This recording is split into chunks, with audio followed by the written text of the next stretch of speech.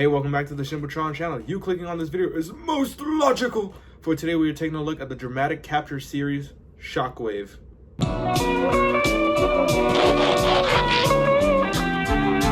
Now, it was only logical to include Shockwave in a 3-pack with the great leader Megatron and the coolest Decepticon ever. I understand if you don't agree with that statement, but if you don't, you're wrong. Let me just say that this whole pack is amazing. The paint application on these figures are absolutely phenomenal. And check it out, cassette Soundwave with no yellowing. Now, I understand with the premium Transformer figures that these are more targeted to adult collectors who are just gonna leave them on a shelf. I'm also guessing you're not supposed to play with them just in case you would ruin them, because paint chipping is one of the biggest pet peeves to any figure collector, myself included. But it, I don't care. This is my channel, these are my toys, and I will do whatever I want with them. Anyway, Shockwave here is one of my favorite Transformers of all time. He's so iconic with this bright purple color scheme and that one eye, that one yellow glowing eye. To pretty much sum it up, he's always either Megatron's most loyal subject or he's either Megatron's biggest threat. And my personal reference is him being Megatron's most loyal subject. But to be fair, who cares what the hell I think? Now let me just say, Shockwave here looks amazing. He's looking more G1 than usual, and I say that because in the previous launch of this figure during the Siege line, that one had more of a color scheme to go with the War for Cybertron trilogy. Meanwhile, this figure has been repainted to look way more like his G1 cartoon model.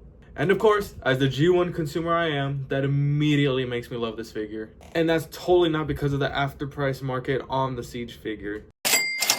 Either way, I'm happy, and I think I show it pretty well. I think another thing I'm also showing well is just how amazing this figure is. Luckily, Shockwave doesn't need a lot of paint since most of it is already purple plastic, so that fear of paint chipping is nowhere to be present. I genuinely think that this is the definitive Shockwave figure to have. The iconic Shockwave one yellow eye can also glow due to light piping. Look at that. I promise this is great. This little gun wire here can pop out and stuff. I don't know where I was going with that. I just felt like I should probably say something about it. Another thing that looks amazing on this figure is his chest. The detail inside is it's just nuts. Oh, I love you, Hasbro. For the most part. Yeah, that's right. I saw what you did with my Soundwave by re-releasing him in Legacy, you hooligans. I didn't realize so recently how just big his feet are. It's your kilo wave up in here. Was that funny? Something else I've noticed is since this is the old Siege mold, he still has some of the Siege ports on his body, which can be a little annoying, but it does come in clutch with the pictures. Now, articulation is basic for a modern day Transformer figure. Head is a little different than the rest of the figures, considering this one's on a ball joint. Arms can go out that far and can even be raised higher. He has a bicep rotation, elbow bend, wrist rotation. His legs are on some beautiful ratchet joints, like just listen. Oh, we love to see that. His knees are also on a ratchet joint. Oh. And he has a barely there ankle pivot. So while it's not the greatest articulation I've ever seen on a figure, it's still really good. You can still get him in some pretty cool dynamic poses. It will do.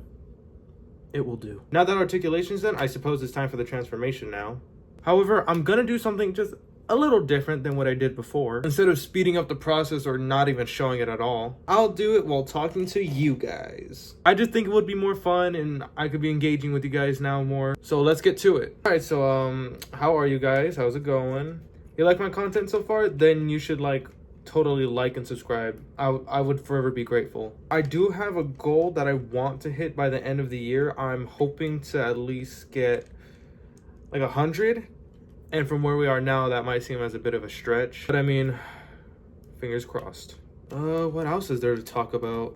Oh, I might actually pick up this mold again with the Galactic Wave recolor.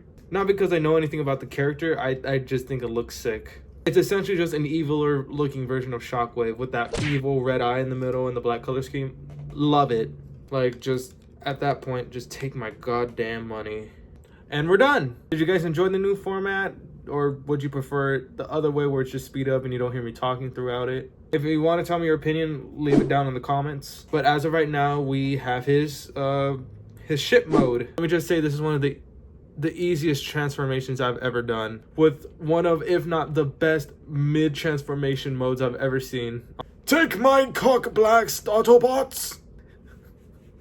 I'm sorry. Now, in the G1 show, Shockwave was a giant space gun, but since Hasbro can't make space guns, they've just been making him whatever now for almost 40 years. Pretty much making him whatever they can to avoid the law, just like me. But if you flip him upside down and you close up these wings, you pretty much have his original gun mode. And me personally, this is the alt mode I prefer. In this house, this is Shockwave's alt mode, and you can't do anything about it.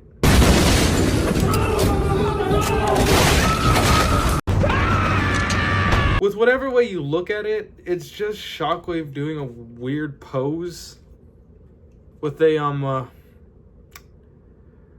handle. Slightly disappointed that this part doesn't necessarily like glow, but then again, this isn't a masterpiece figure. This is a mainline figure. It's not needed, just noticed.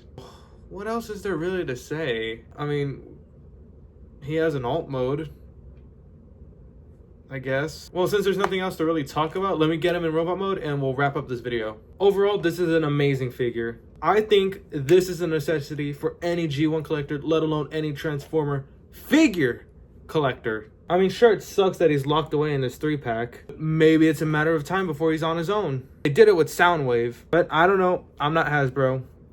We can only hope. Anyway, I hope you enjoyed today's video. Please like and subscribe. It also really helped this channel out a lot. If you have any suggestions on what I should review next, leave it down in the comments below. I'll definitely be taking a look. Anyway, having an amazing day.